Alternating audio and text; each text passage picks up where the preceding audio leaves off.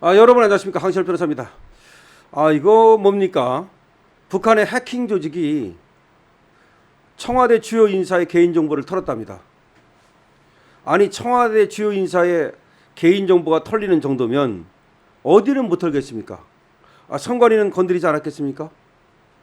북한의 해킹 조직, 중국의 해킹 조직이 아주 조직적으로 대규모로 움직이고 있다는 건 이미 알려진 사실입니다.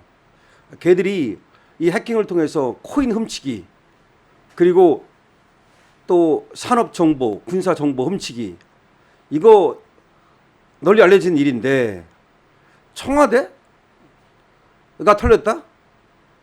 아니, 걔들은 그렇게 말이죠, 마치 선관위 같은 데가 초롱성을 쌓아가지고 해킹으로부터 안전한 것처럼 떠드는데, 아니, 청와대도 뚫리는 마당에 그럼 선관위는 무슨 뭐 용가리 똥배라고 안 들립니까? 정말 이해할 수 없는 일이 벌어지고 있습니다. 이 소식 빠르게 전하겠습니다. 강신업 TV는 팩트를 가장 신속하고 정확하게 전달해 드립니다. 강신업 TV는 현안을 가장 날카롭게 분석해 드리고 있습니다. 강신업 TV 구독과 공유, 좋아요를 부탁드리겠습니다. 고위급 인사 전화번호 등이 탈취됐다. 고위급 인사 전화번호가 탈취됐다. 북정찰총국 라자루스가 개입했을 가능성이 있다. 북정찰총국의 라자루스라고 하는 해킹 조직이 있는가 봐요. 지금 국수본이 부산경찰청에 수사 배당을 해서 수사를 시작했다. 청와대 고위급 인사의 개인정보가 해킹 조직에 의해 탈취당한 것으로 오늘 확인됐습니다. 경찰은 경찰청 국가수사본부 지휘 아래 관련 수사를 진행하고 있답니다. 북한 정찰총국 산하 해킹 조직 라자루스의 소행 가능성에 무게가 실리고 있습니다. 북한의 정찰총국 산하에 해킹 조직이 있는데 그 이름이 라자루스라고 하는 거죠. 얘들의 소행일 가능성에 무게가 실리고 있습니다. 자, 경찰 등 소식 등에 따르면 청와대 주요 인사의 개인정보가 탈취당한 시점은 올해 2월이라는 겁니다. 그리고 탈취 정보에는 전화번호 등이 포함되어 있다는 겁니다. 국수본 관계자도 국가 안보적 측면에서 문제가 될 수 있다. 그렇죠. 청와대가 뭘 다루는 곳입니까? 최고급 기밀을 다루는 곳이잖아요. 국가 안보와 관련된 가장 고급 정보를 다루는 곳 아닙니까? 지금 수사 진행 중인 사안이다 보니 구체적인 사항은 말씀드리기 어렵다. 그런데 국가 안보적 측면에서 문제가 될 수 있다. 그리고 피해자가 국내 주요 인사인 것은 사실이다. 그러니까 지금 수사를 하고 있는 수사 당국에서도 전체적으로 모든 것을 말하진 않았지만 상당히 지금 심각하다는 것을 말해주는 거 아닙니까? 국가 안보 측면에서 문제가 될 수 있다는 말, 피해자가 국내 주요 인사인 것은 사실이라는 말. 국수부는 말이죠, 이 해당 사건을 부산경찰청에 배당을 했고요. 부산경찰청은 관련 첩보를 입수해서 해킹 경위와 청와대 추가 피해 규모 등을 수사하고 있습니다.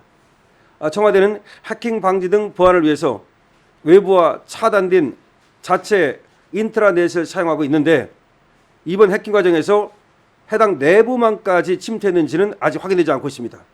원래 청와대는 말이죠, 해킹 당하면 큰일 나니까 보안을 위해서 외부와 차단된 자체 인트라넷, 그 내부망, 인트라넷이 내부망이라는 뜻입니다.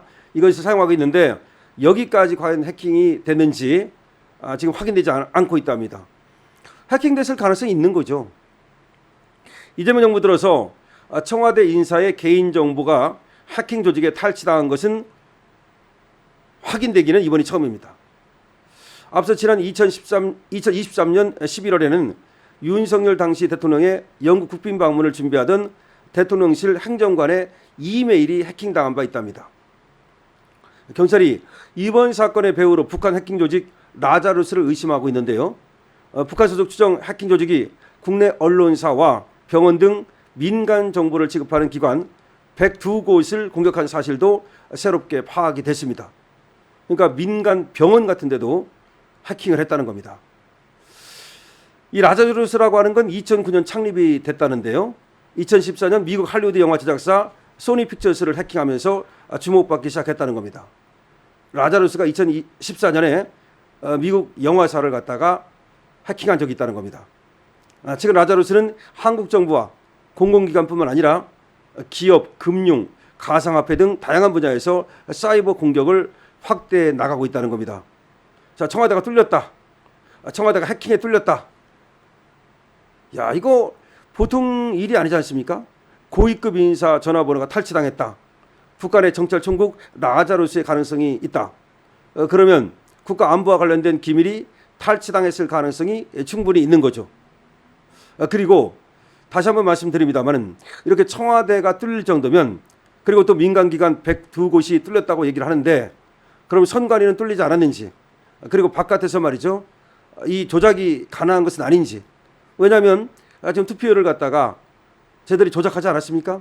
전산 조작이 가능하다는 것이 밝혀지지 않았습니까?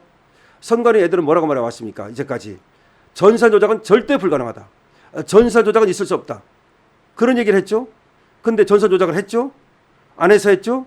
그럼 밖에서는 못합니까? 안에서 전산 조작할 수 있다는 얘기는 해킹을 통해서 밖에서도 할 수 있다는 얘기가 되는 겁니다. 그러면 전산 조작 가능성이 있는 겁니다. 자, 윤석열 대통령은 뭐라고 말했습니까? 그때 국정원에서 선관위의 그 해킹 가능성을 갖다가 검토해보고 조사해봤더니 너무나 쉽게 뚫릴 수 있더라. 비밀번호부터가 문제고 업무망과 선거망이 분리가 안 돼 있더라. 그래서 업무망을 통해 가지고 선거망에 접촉할 수 있더라. 그러면서 사실상 밖으로부터의 해킹이 가능하다는 얘기를 했거든요. 그러면 지금 청와대까지 해킹을 하는 애들이 다른 기관도 지금 102곳이나 해킹을 당한 것으로 알려지고 있는데, 선관위는 해킹 안 했을까요? 그 수많은 정보가 탈취당하고 말이죠. 그리고 바깥에서 말이죠, 전산을 조작해도 모르는 거 아닙니까? 그런 의문을 제기하지 않을 수가 없습니다. 자, 충격적인 뉴스가 나왔습니다. 지금 문화일보가 보도하고 있는데요. 자, 청와대의 주요 인사 개인정보가 북한의 해킹 조직에 털렸다는 겁니다. 청와대 주요 인사 개인정보가 북한의 해킹 조직에 털렸다는 겁니다.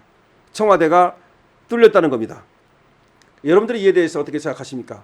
여러분들의 의견을 댓글로 많이 남겨주시기 바랍니다. 그리고 정말 우리가 끝까지 이 대한민국의 지금 청와대는 청와대고 또 선관위는 선관위고 이렇게 무방비, 이 해킹 무방비, 그리고 조작 무방비, 이거를 갖다가 뜯어 고쳐야 됩니다. 그러기 위해서 우리는 끝까지 꺾이지 않고 싸워야 되는데요. 6월의 횃불 여러분께 다시 한번 들려드리겠습니다. 우리 6월의 횃불을 들으면서 다시 5.10 혁명, 6월 혁명 정신을 되새기고 끝까지 싸워서 말이죠. 이 나라 다시 자유민주주의 국가, 법치국가 될 수 있도록, 빼앗긴 민주주의를 다시 찾을 수 있도록 그렇게 최선을 다합시다. 강신업 TV입니다.